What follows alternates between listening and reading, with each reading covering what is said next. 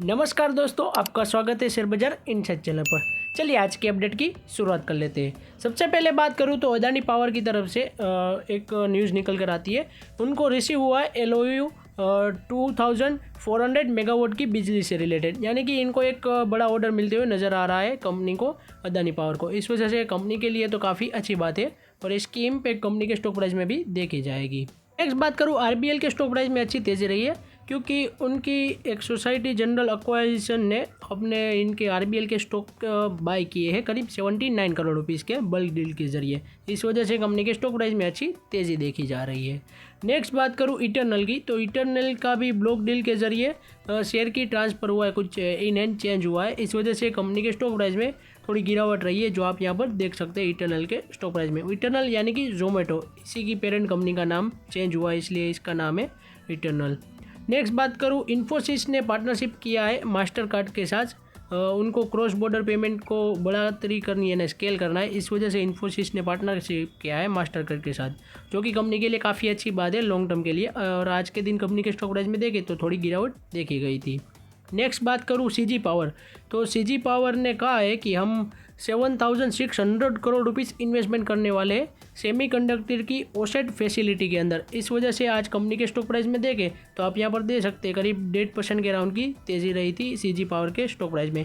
और अच्छी बात है, सेमीकंडक्टर की फैसिलिटी के लिए अगर यह इन्वेस्टमेंट कर रहे हैं और इंडिया में कुछ स्टेब्लिश करने वाले हैं सेमीकंडक्टर का प्लांट, तो काफ़ी अच्छी बात है कंपनी के लिए। अब देखते हैं आगे आने वाले फ्यूचर में CG पावर का क्या रुख होता है या फिर कंपनी कैसी ग्रोथ करती है।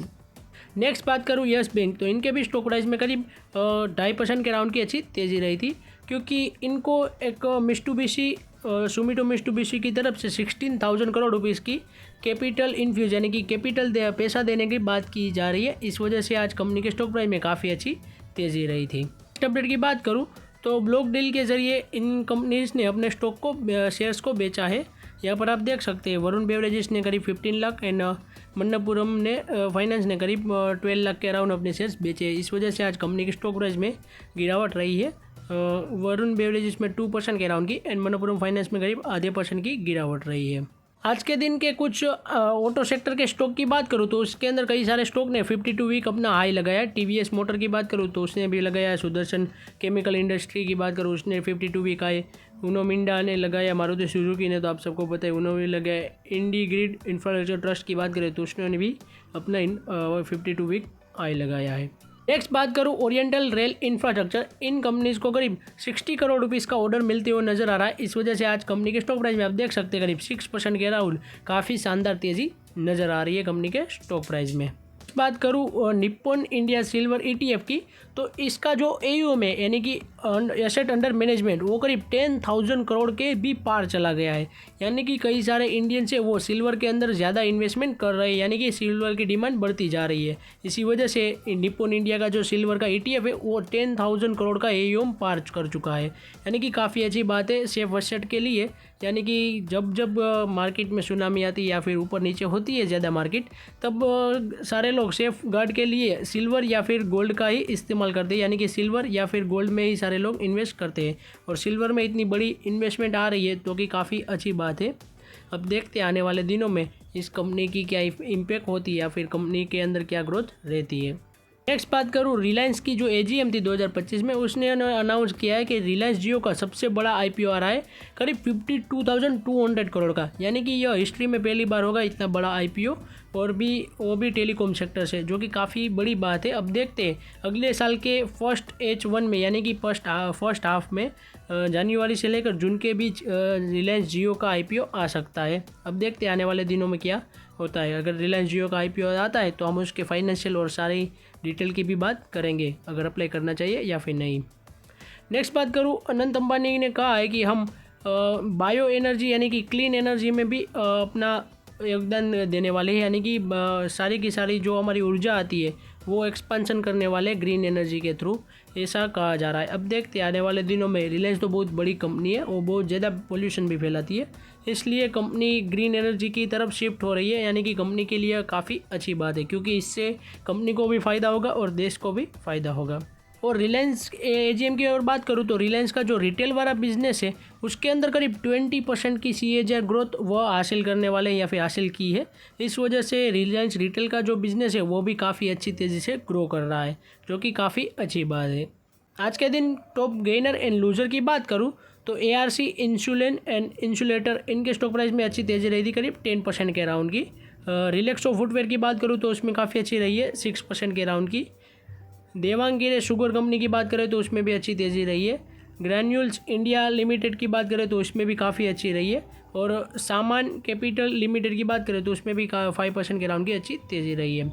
आज के दिन टॉप लूजर की बात करूँ तो उसमें वर्धमान टेक्सटाइल की गिरावट रही है, क्योंकि टैरिफ वाली सिचुएशन चल रही है इसलिए। जेम एरोमेटिक्स में भी करीब 5% की गिरावट रही है, यह एक IPO है, अभी अभी आया है। विक्रम सोलर लिमिटेड की बात करें तो उसमें भी गिरावट रही है 5% की, यह भी एक IPO ही है, अभी अभी आया है। स्टारलाइट टेक्नोलॉजीज में भी करीब 5% के राउंड की गिरावट रही है। और IDBI बैंक की बात करें तो उसमें भी 4% के राउंड की गिरावट रही है। नेक्स्ट बात करूँ हमारा $1 के अगेंस्ट इंडियन रुपी की तो 88.19 रुपीज़ चला गया है, यानी कि रुपी काफ़ी ज़्यादा डिक्रीज़ हुआ है, उनकी वैल्यू 60 पैसे के अराउंड रुपीज़ की वैल्यू डिक्रीज़ होती हुई नज़र आ रही है, क्योंकि अभी के लिए जो टैरिफ वाली सिचुएशन चल रही है इस वजह से हमारे रुपीज़ थोड़ा डिक्रीज़ हो रहा है।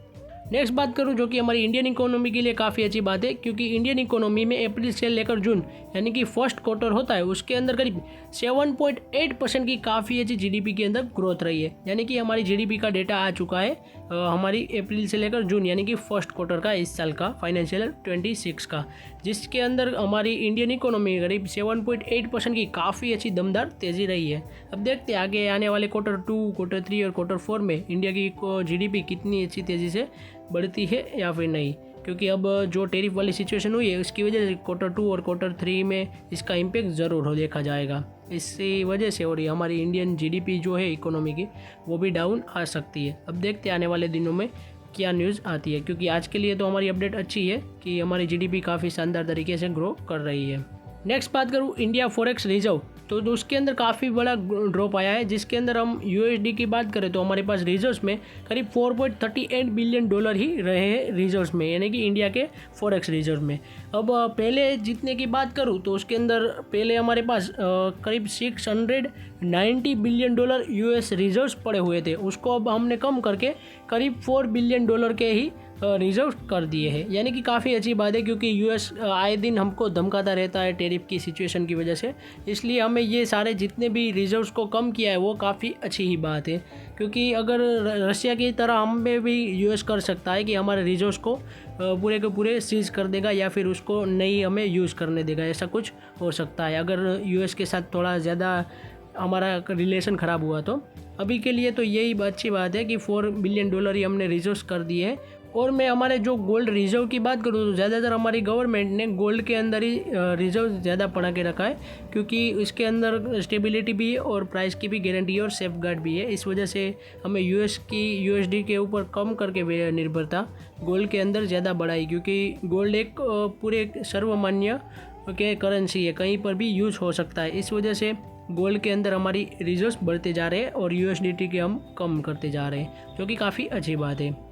नेक्स्ट बात करूँ RBL बैंक ने बोर्ड ने अप्रूव कर दिया है करीब 6,500 करोड़ रुपीज़ का QIB से डेट लेने का जो फंड राइज करना था उसके रिलेटेड अनाउंसमेंट कर दिए। कंपनी ने अप्रूव कर दिया बोर्ड ने कि आप डेट ले सकते हैं QIB से करीब 6,500 करोड़ का। यह कंपनी के लिए काफ़ी अच्छी बात है अगर अच्छी तरीके से कंपनी यूज़ करती है तो इस फंड को, नहीं तो कंपनी को ही इसका भुगतान करना ही पड़ेगा, क्योंकि अगर ज़्यादा बोरिंग्स दी और उसके पैसे वापस नहीं आए तो कंपनी के लिए काफ़ी ख़राब बात हो सकती है। अब देखते हैं आने वाले दिनों में इसकी क्या इम्पैक्ट होती है।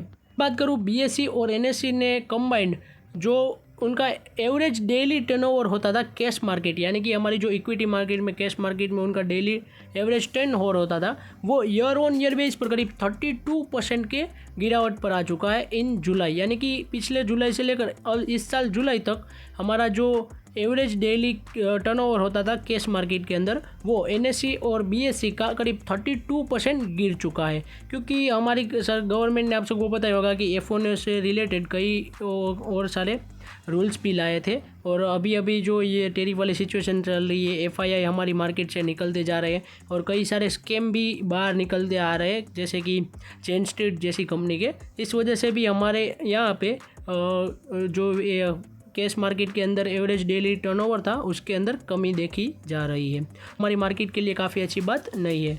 अब देखते हैं आने वाले दिनों में क्या इसकी इम्पैक्ट होगी। आज की अपडेट हमारी यहीं तक थी।